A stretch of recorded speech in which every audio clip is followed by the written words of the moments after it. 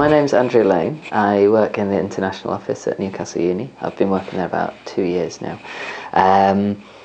So Newcastle University, we started in about 1834, and it began as a medical school, and it actually began as an offshoot of Durham University. And then it grew and it became independent, and in 1963 it was established as Newcastle University. Since then it's grown. We have about 21,000 students now.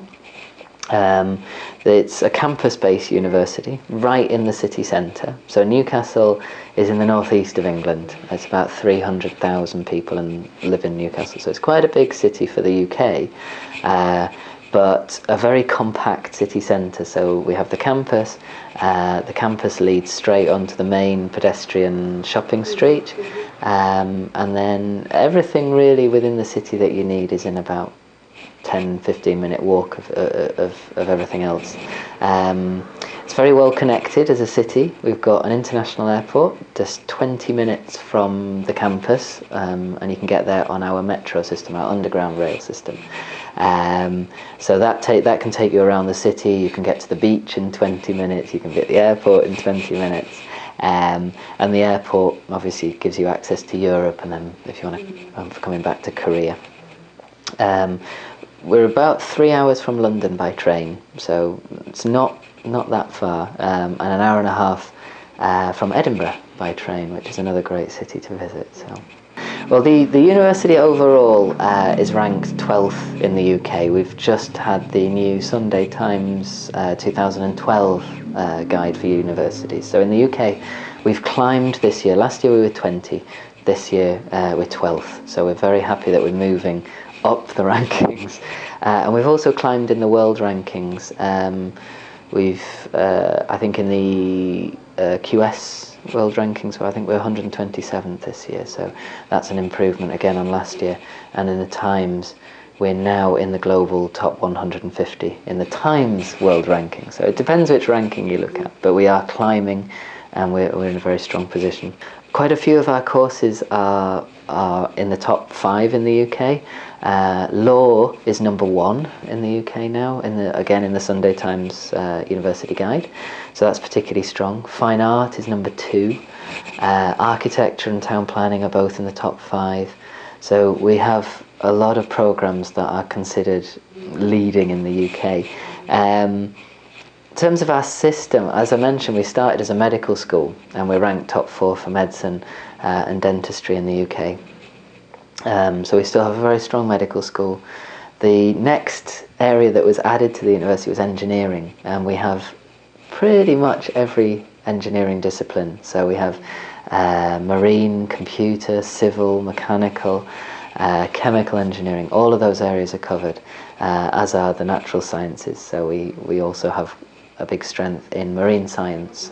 So our marine science and marine technology work very closely together. I know for Korean students, marine technology is quite popular, and we have some facilities at the university that are either unique in the world, or there are only 3 in the world. So architecture, as I mentioned, is very strong. Town planning, fine art, media, modern languages. What else is probably English literature is another major area. History. At postgraduate level, we're very popular for areas like art museum and gallery studies. Those programs offer placements in the city and internationally. We're popular for cross-cultural communication. Newcastle was one of the first universities to teach that in the UK, and it's an increasingly popular area. Other popular areas, business. We've just opened a new business school. The business school has been teaching for quite a few years, but it's just moved into a brand new building that was opened about 2 weeks ago. Well, probably the first thing that will get looked at is your GPA. I mean, admissions tutors will generally follow a pattern when they're assessing applications. The first thing they will see, and the thing that will really jump out, is your GPA. So it's important that you get that as strong as possible. We do meet students, though it's not, for whatever reasons, not everybody can get that strong GPA, and that doesn't mean it's the end of the world. And I think that's important to stress that, we don't just go on that. So for example, if your GPA is a bit lower, if you've got work experience, for example, you've done an internship or you've got volunteer experience, all of that will really help. That will bring up any gaps in your GPA, and that's where your personal statement comes in. That's the time when you can explain, okay, my GPA was a bit lower, but I have this and I have this and I have that. So that's, I would say, the value of the personal statement, and also sending a copy of your CV. So work experience, very important.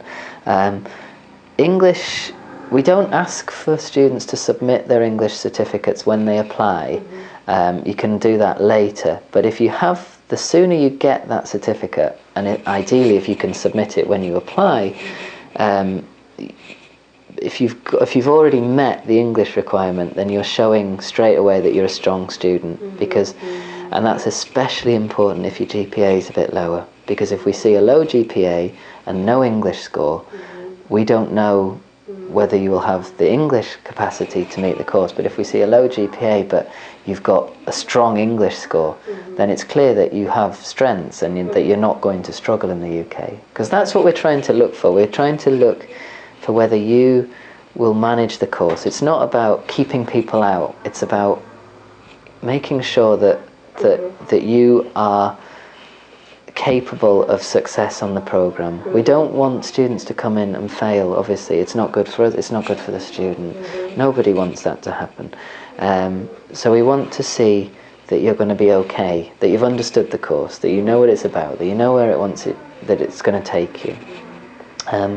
So it's a little bit of everything, really.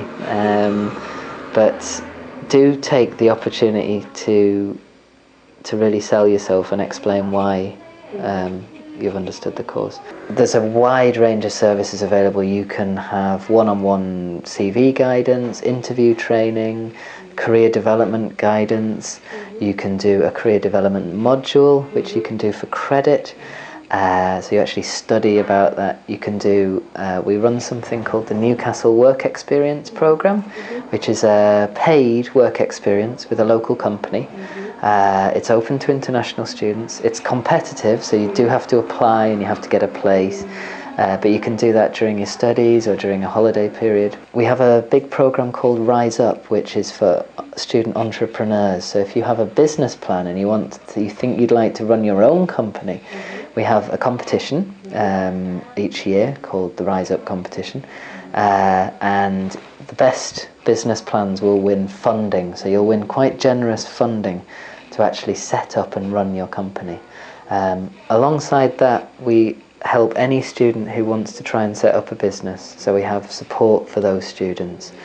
We help provide office space, desk space, resources, materials, and funding as well sometimes.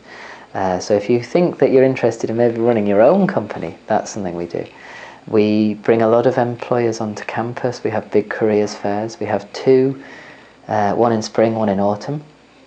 They're the major ones where lots of employers come, and then we have subject-specific employment fairs. So, for example, if you're an engineering student, a lot of engineering companies will come and talk to students about opportunities in their companies. Obviously, for international students, there are restrictions, increasing restrictions, unfortunately, on visas and post-study work and what have you. We do have a visa team who can offer you up to the minute guidance on what you can do, and the Careers Service are also aware of what is open to you as an international student. So all of that support is integrated. So.